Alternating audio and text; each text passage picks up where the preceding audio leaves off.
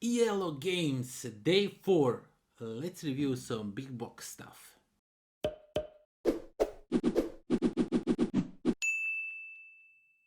What's up everybody, welcome to the Life of a Board Gamer. My name is Daniel and welcome yet to another day of Iello Games. And finally we are ready to go onto the big box territory. So today we went through the small ones, and today we are going to get and take a closer look at the new release from Iello called Flying Goblin.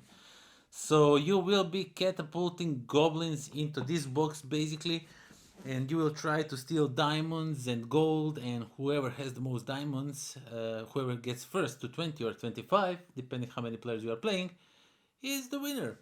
And how this catapulting goes, what you do, let me quickly show you what's inside this box and then we'll talk some more about it.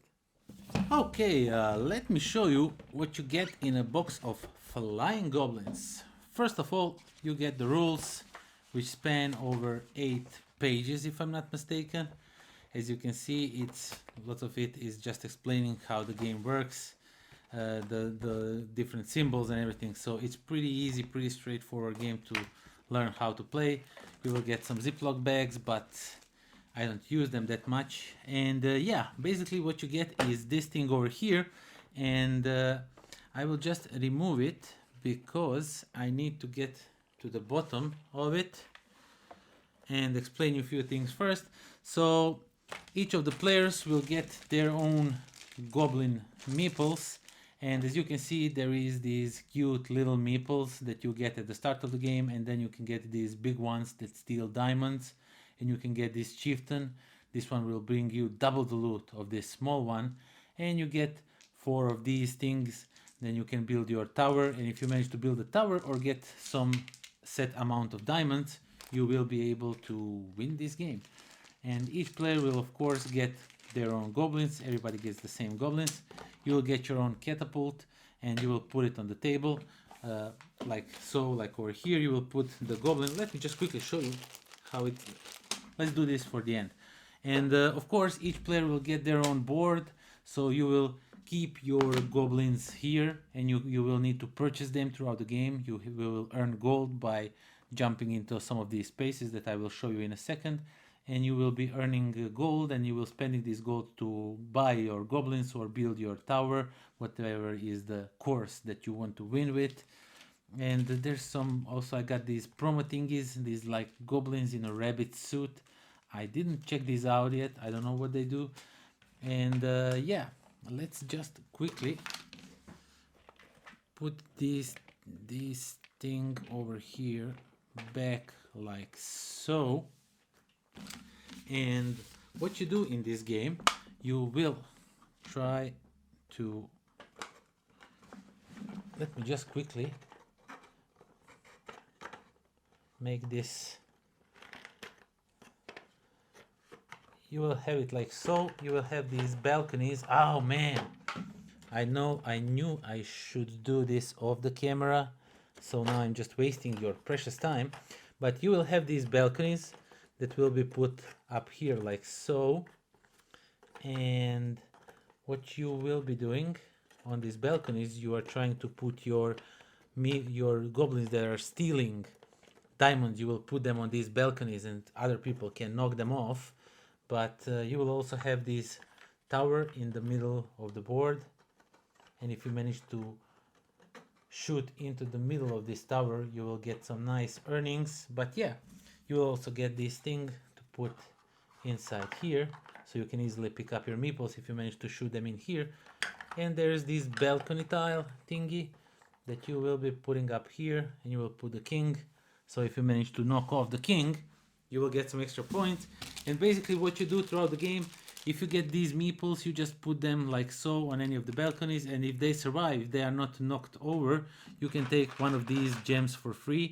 And as you can see, there are different rooms in this castle, and basically what you're doing is you get your meeple, you put it on the launch pad, and you just kind of launch it. And for example, now I launched it into this compartment, and once everybody launches all of their goblins, I will take this one out, and since it's a small one, he will bring me a one coin worth 2 not points, but 2 gold, however you want to say. And you will launch all of your goblins. Some of them will end up in all kinds of different areas. So over here on the edges, you can earn 2 coins. Near here, near the tower, you can earn number 1 coins that are worth 1.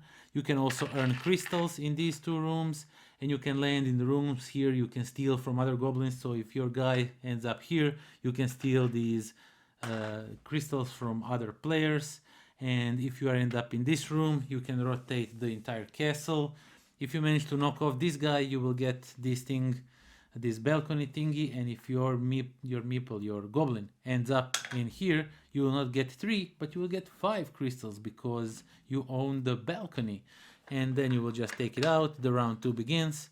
You can also sell crystals for gold if you want to buy more things.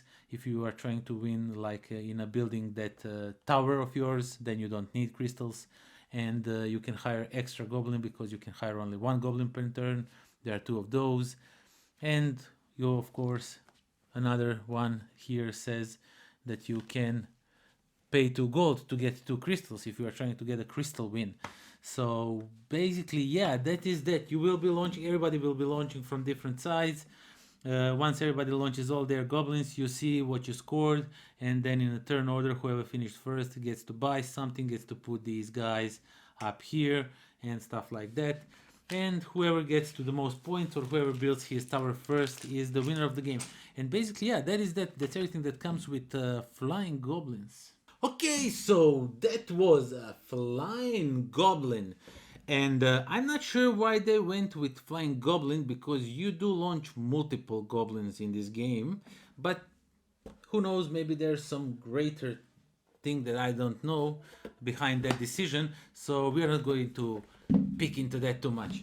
So Flying Goblin, of course, yellow artwork, the look of the game, everything looks just absolutely gorgeous. You saw those tiny little goblins, they look just too cute. And when you launch them, if you have enough imagination, you could probably hear them like saying like woo, and stuff like that. Yeah, I don't know. Yeah, flying goblins. You know that occasionally, from time to time, I like to take a look at some of the games that I can play with my niece. She's around 12. She likes these dexterity games a lot. She's still discovering her passion for board games. Very influenced by me. Or is it influence correct word? Doesn't matter.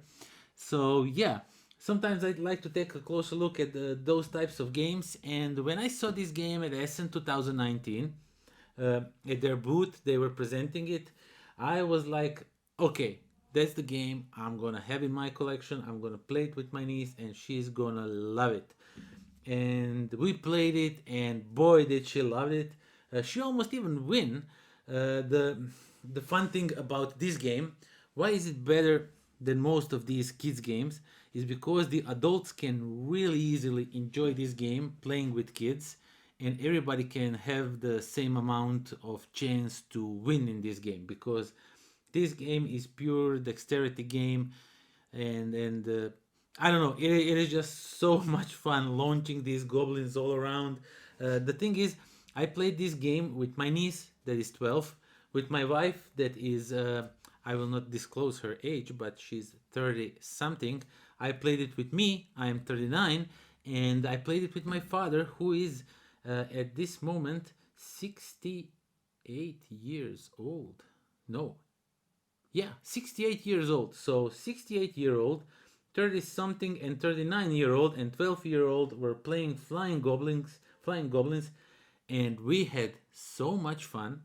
My father at first, he was like a little bit resisting because he's not a board gamer at all. He's not interested in these things I do, even though this is in his house, this studio and everything. But he does not have much interest in board games. He's more of a chess player. That's his limit. That's his reach. He thinks probably that all these things are like meh. But I managed to sway him my way and to try the game with us. And we were catapulting these goblins into this box. We were laughing so hard. My wife even a few times catapulted her goblin over the castle and hit my father, her father-in-law. So luckily he's a great guy, so he took it like a champ, and he only get mad once. No, I'm lying. He did not get mad.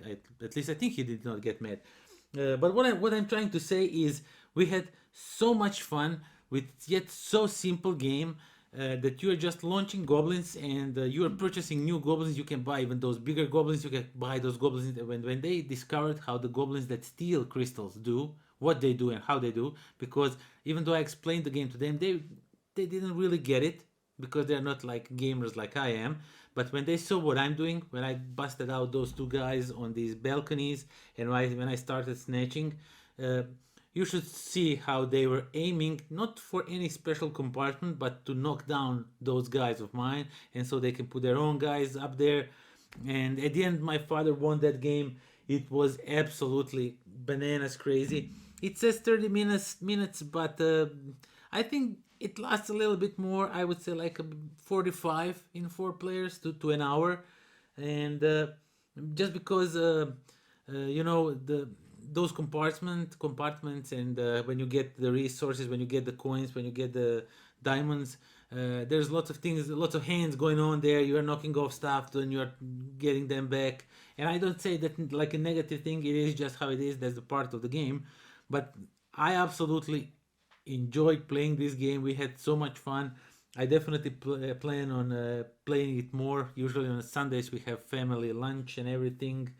So after that we are going to have a massive fight in flying goblins, and I want to win because my father currently has the throne. He is the best flying goblin ever. But yeah, it is absolutely great game to play if you have little kids. Because it's pretty simple, you're just launching your goblins. There's rules there. Rules are pretty simple, but if you're playing with like super young kids, you can maybe disregard some of the rules. Like when first player is done, everybody has one more try to get their goblins in and stuff like that. So you can just leave the kids to try and hit them in there. And if you overshoot your castle, you can't shoot with that goblin anymore. But if it falls in front of you, you can try to relaunch him into castle. So you can disregard these little things if you are playing with younger kids. But if you are playing with 12-year-olds and 68-year-olds, it is just a blast to play. Super fun. So yeah, that is that. Thank you all for watching. Thank you for subscribing. Thank you for spending time with me. Do please join me next time when I'll be taking a look at the Da Vinci catapult thingy and trying to build my own in the backyard and launch myself into the neighbor's balcony.